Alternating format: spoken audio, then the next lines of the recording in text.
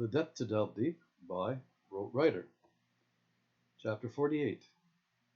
The Raven. After being ferried off Castle Island once more, Rote begins walking as if being called, cooed, and cawed towards the field of blackbirds. No plans to walk the whole way there. He boards a bus knowing somewhat where to go. The portentous place ominously occupies his mind. He's off to find the whereabouts of his haunting want, figuring he'll see other seats and sights heading in that direction. It's on the way through some of the other Maguire's seats. Maguire's Bridge is a tiny township known for its market, not much else except for the name it fames. And if he recalls correctly, it's the very next or second to the next town passed through after seeing the murder of crows. It's hard to forget them hovering over the coven of dead trees like a gathering of clouds the first time around. On board the bus, as it passes through Maguire's Bridge, he hangs on to his haunt jaunt a little further, believing he still has a way to go. He gets off at the next juncture in a tiny town, thinking it's Tempo or Brookborough, though he leaves unsure, having not seen any signs. He gets off at the alcove adjacent to the main highway connecting Enniskillen with Belfast, hunting for his haunt. From the abode by the road, he hikes back to the main highway, sure of one thing. The bus barrels far too fast by on its first flight in from Belfast, along the main highway. He senses he's close. In the distance, he sees a swill of ill-omened blackbirds, Poe's portent, home personified. Timorously towards the haunted hill he hikes. As he hones in on his haunt, he sees behind a small farmhouse an elderly woman working in the back below the ravened ridge. He hopes she'll still be there outside in the backyard come his arrival. Then he'll be able to ask permission to cut through her yard up the slope to the ridge, where he envisions Lady Maguire hanging many moons ago. He comes to the house and walks to the backyard. He looks around for the elderly woman spotted earlier.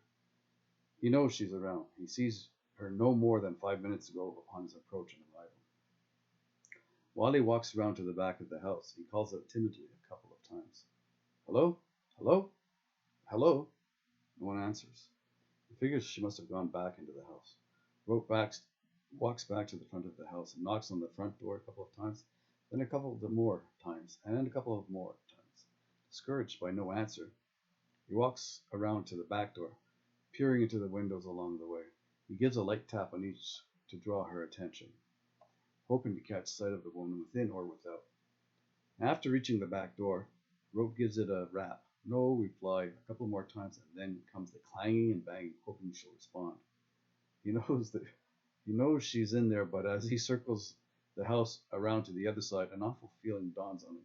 Maybe, just maybe, the elderly woman is quite aware of his presence and perceives him as an intruder. Rote's peered in through every one of her windows, knocked on every one of her doors, lightly tapping and rapping all around in hopes to get her attention, to petition permission to pass through her land rather than trespass it.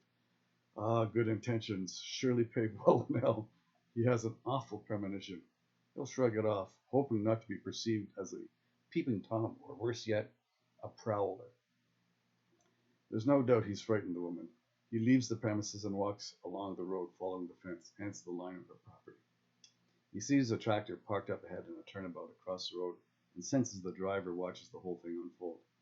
The well-intended walks up to the person parked and asks, "Is that elderly woman living in the house there, afraid of an adventurer or something?" He knows she's there. He's seen her there, and in all honesty, he's knocked on her front door just like any else would have. Well, he goes a bit further in trying to get the attention of the woman, only after the fact realizing how vulnerable the venerable elder must feel. The fellow informs that, from what I've heard, she's been robbed several times in the past few years. Her being skittish is somewhat par for the course. Another awful feeling surfaces in Rote's gut, thinking, what has he gone and done now? He knows he's probably frightened the wits out of the woman. Now, it seems, any return to the house in the hopes of making things better will only make things worse. With that, he leaves the parked tractor and farmer in tow towards where he's not about to let up, heeding the fact that damage is done. He still plans to climb the ridge and see what the murder of crows are making such a fuss about. He heads across the road and sees a semi-wooded path dividing the two properties. It divides the by now troubled house from an adjacent rural residence. After hopping over the fence that endlessly lines the highway, He's prone to the part partitioning the two pastures. He believes he's on no one's property. He begins along an incline and proves to be a lane up to the ridge, bypassing both belongings, eliminating any trespassing. Up the great divide he goes along the path leading right up to the ridge. Soon he'll be within a circle of dead trees, seemingly standing still for millennia. The scout scampers about trying to get a feel for the place. The crows caw, circle around, and land on the long-standing dead trees, daunting the hunt. He abounds amidst a circle of brown grass, completely clashing any calm that can be found. He sees everywhere else up and down the slopes of the ridge, and throughout the land all is virtually green, as any will imagine Ireland to be, but not where the brown crop circle lies. He has no doubt Lady Maguire met her fate there, maybe many others too. Not wanting to wake the White Lady of Lore, he backtracks after picking and pocketing up a couple of pieces of dead wood, as that's his custom. Aye, cut what you can and carry on. Onwards he moves, back down the path to the highway, bypassing the surely by now haunted house, hoping all is well within. He walks by with one of those. If he turns his head away from the suffering sight, then not only will it despair, so will he. Not to be. He passes the house with an overwhelming, awful feeling of fate, almost wishing he put aside his good intentions in the first place and just do what he ends up doing. As he walks on by, he turns into the tiny town's alcove where his haunt begins. Suddenly, screeching to a stop, is a British officer of Irish descent. He steps quickly from his car and confronts Rote face to face, asking outright, "Were you just at the house found around the corner of a few minutes ago?" Rote responds unequivocally with a registered, "Yes, I did knock on the door and I did walk around the house. I was trying to get the attention of the woman living there. I know she was there." The British officer, judging by his upward tilt of his mouth, instantly deduces he's with a foreigner who has no ill will save for being naive, only overtly persistent in trying to get the attention of an elderly woman, vis-a-vis get permission to pass rather than trespass upon her land up to the field of blackbirds. Nevertheless, the officer asks to see his passport. While proceeding to copy the pertinent information, the bells really toll. A car screams as it tears through the surface of the road to a halt in front of them. The door flies open as a madman charges. He's beyond the point of rage and fury, infernally incensed, spurting out like an erupting volcano, and in an acutely heard Irish accent, accusingly asks, "Are you the one who just scared the hell out of me mother?" Uh-oh. The officer, sensing the dangerous dimension to Rote's dilemma, is a bit taken back by his immediate display of decorum under the difficult situation. Rote very calmly confers, "Yes, I was the one that knocked on your mother's back door, and yes, I looked into the windows while walking around the house, but no, I meant no harm. I was just trying to draw attention from your mom in hopes that I may sway permission to cross her property. I wanted to climb up the ridge and see the field of blackbirds behind the back of her house." Further mentioning, a few days ago, the blackbirds caught my attention on my coach ride into Enniskillen.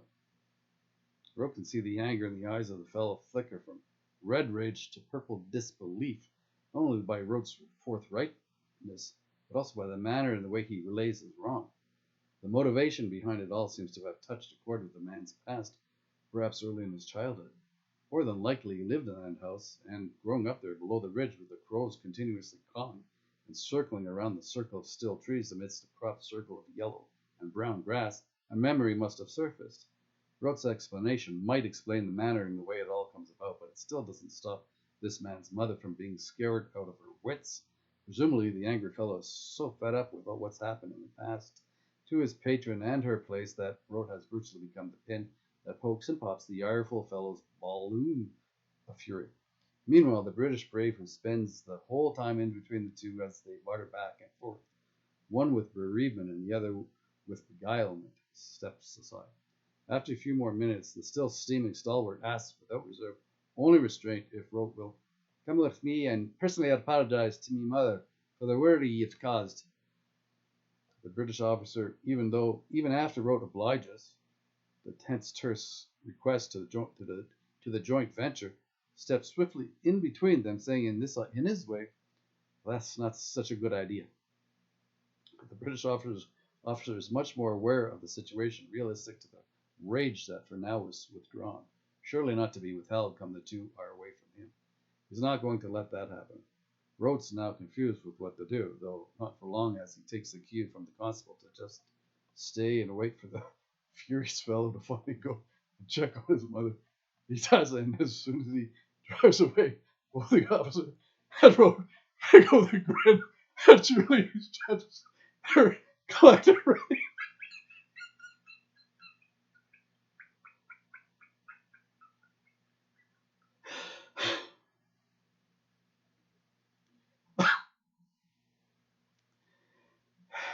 Just like this, my friends, just like this. The British bodyguard, in a delightful Irish manner, is left musing over what just happened. He shakes his head, knowing how clear and present the danger has been and how it all plays out under Rote's honest and forthright mannered mode responses. Rote smiles, assuring the officer his fate would have been far different if it were the fiery fellow to stop first and not his new friend. Ah, but alas, the danger is still lurking. He asks Rote to hurry to the bus stop and get back to Castle Island before the fermented fellow finds him again not so fronted.